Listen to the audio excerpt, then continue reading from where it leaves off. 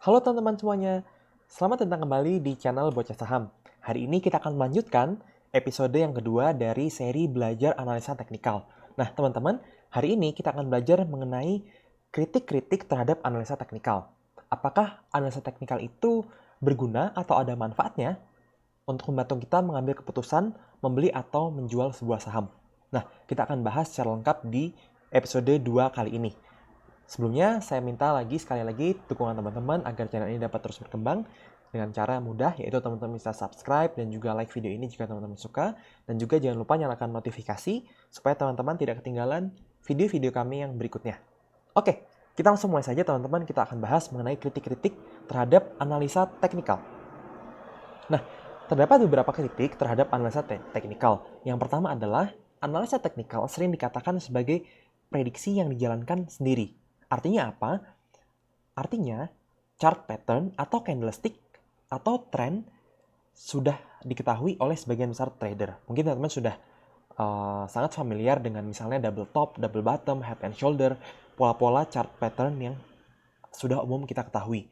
Nah, sehingga banyak trader yang melakukan reaksi yang sama terhadap pattern-pattern tersebut. Ya, teman-teman bayangkan saja jika sebuah pattern diketahui oleh banyak orang, ya, maka sebagian besar trader akan memiliki respon yang sama, reaksi yang sama terhadap kondisi yang diberikan oleh market. Ya, hal ini membuat perubahan kondisi demand dan supply di market. Ya, misalnya pada kondisi double bottom ya misalnya pada kondisi ini ya saya berikan contoh saham Emior ketika ada kondisi double top ya, kita lihat ada double top, maka ketika harga ini breakdown dari neckline-nya, maka akan ada tekanan jual yang begitu besar ya. Teman-teman bisa lihat di sini ketika dia break neckline-nya, maka candle berikutnya yang diikuti adalah candle bearish ya. Kita lihat ada 3 candle bearish di sini. Nah, sebaliknya ya, jika nanti misalnya ini membentuk double bottom dan nanti breakout trenannya, maka akan ada juga tekanan beli ketika breakout ini terjadi. Nah, ini salah satu contoh-contoh dari pola-pola atau chart pattern yang sudah diketahui secara umum oleh banyak orang, ya, sehingga market memberikan reaksi yang sama ketika pattern-pattern ini terjadi. Ya. Nah, namun teman-teman juga bisa bayangkan jika sebuah model tidak begitu populer, misalnya ada model-model tertentu atau jenis-jenis analisa teknikal yang tidak terlalu populer dan lebih subjektif, maka efeknya tidak akan sebesar dari pola-pola yang sudah dikenal secara umum ya, dan efeknya tidak akan mempengaruhi harga ya.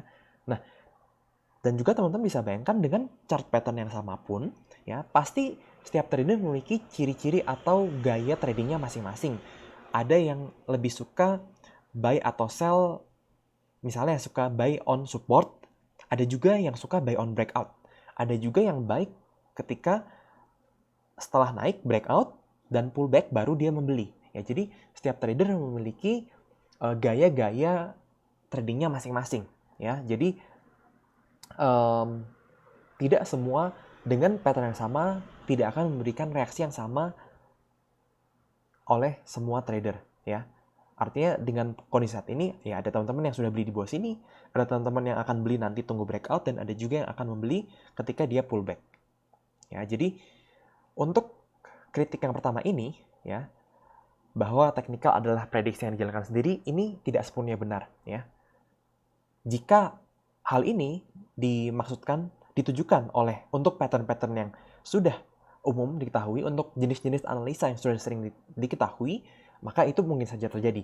Tapi jika untuk analisa teknikal yang tidak favorit atau tidak banyak diketahui, maka efeknya tidak akan sebesar efek pattern yang sudah diketahui secara umum. Ya, efek reaksi marketnya tidak akan seragam. Ya, oke, itu kritik yang pertama. Nah, kalau teman-teman sudah lihat juga video yang pertama, teman-teman akan tahu prinsip teknikal bahwa teknikal itu mempelajari pergerakan harga di masa lalu untuk memprediksi pergerakan harga di masa depan. Nah, namun kritiknya adalah apakah pergerakan harga di masa lalu ini dapat mempengaruhi pergerakan harga di masa depan? Ya, apakah dengan melihat masa lalu kita dapat benar-benar memprediksi pergerakan harga di masa depan. Nah, ini yang sering kali menjadi kritik analisa teknikal. Nah, banyak juga yang mengatakan bahwa chart itu hanya memperlihatkan pergerakan harga di masa lalu, ya, namun tidak dapat memprediksi pergerakan harga di masa depan, ya. Nah, tapi teman-teman, analisa teknikal menjawab kritik ini dengan statistik, ya. Bagaimana? Coba teman-teman lihat ya. Jika kita melihat cara prediksi hal-hal lain, misalnya prediksi cuaca, prediksi fundamental, ya, teman-teman akan melihat bahwa semua prediksi itu dilakukan dengan melihat kondisi di masa lalu, ya, atau analisa kejadian-kejadian yang sudah ada di masa lalu, analisa data-data yang ada di masa lalu. Itu dijadikan dasar untuk memprediksi kejadian di masa depan, ya. Sehingga analisa teknikal tidak berdiri sendiri, ya, bukan merupakan satu-satunya prediksi yang berdasarkan data di masa lalu. Ya, jadi kalau kita lihat prediksi cuaca fundamental itu pun didasarkan dengan data-data di masa lalu, ya. Teman-teman juga bisa lihat kalau bicara statistik, ya, chart yang kita lihat itu merupakan deskriptif statistik, ya. Chart itu menunjukkan data pergerakan harga di masa lalu, ya. Sedangkan ketika kita mengolah data dari harga tersebut, kita membuat analisa pattern, analisa indikator, analisa support resistance, maka kita melakukan induktif statistik, ya. Kita menganalisa data itu menjadi induktif statistik. Ya, jadi untuk menjawab kritik ini, maka kita bisa katakan tidak hanya teknikal yang menggunakan data-data di masa lalu untuk memprediksi harga di masa depan.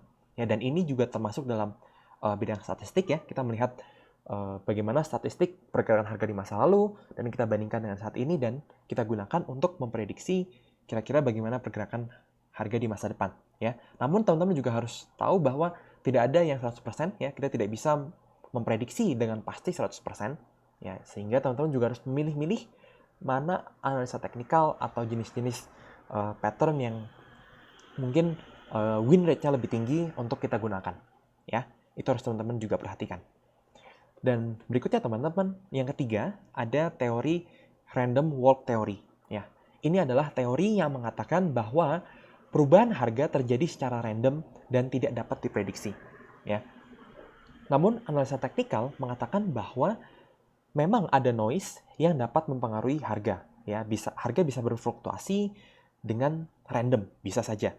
Namun pergerakan harga tidak sepenuhnya random, ya. Misalnya pada kondisi bearish atau bullish kita dapat melihat ciri-ciri yang pasti dan terus berulang, ya. Misalnya pada uptrend, ya, kita akan melihat ciri-ciri yang sama. Misalnya higher high, ada higher low, kemudian pada downtrend ada lower high dan ada lower low. Sehingga kita dapat katakan bahwa pergerakan harga tidak sepenuhnya random. Ya, walaupun kita tahu memang ada hal-hal random yang bisa terjadi, ya, ada hal-hal impulsif yang bisa terjadi di market, namun pergerakan harga tidak sepenuhnya random, ya. Ada ciri-ciri atau ada pola-pola yang dapat kita pelajari dan dapat kita terapkan, ya. Kemudian satu lagi teman-teman, jika kita katakan bahwa pergerakan harga terjadi secara random, maka analisa fundamental pun tidak dapat digunakan untuk menganalisa pergerakan saham, ya. Karena pergerakan harga terjadi secara random, ya berarti fundamental juga tidak dapat digunakan, ya.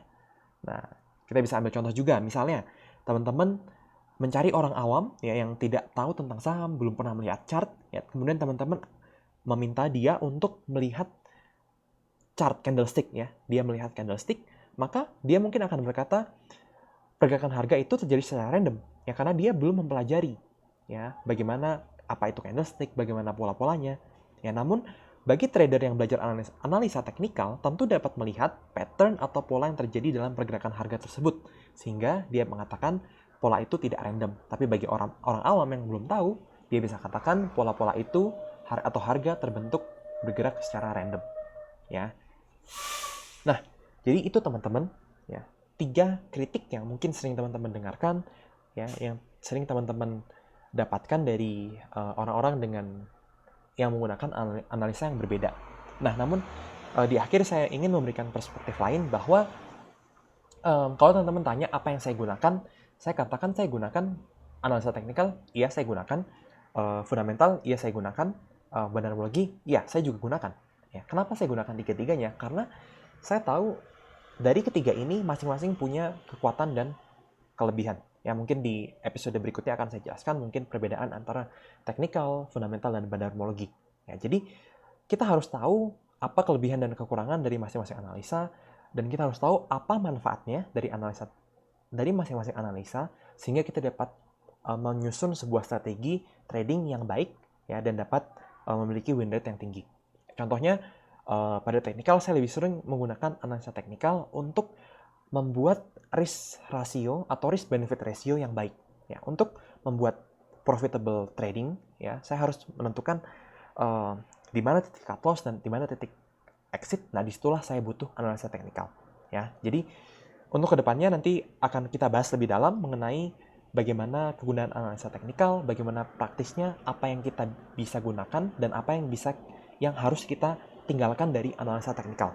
Ya, begitu juga dengan metode-metode analisa yang lain, ya teman-teman, agar kita dapat menyusun sebuah strategi trading yang profitable.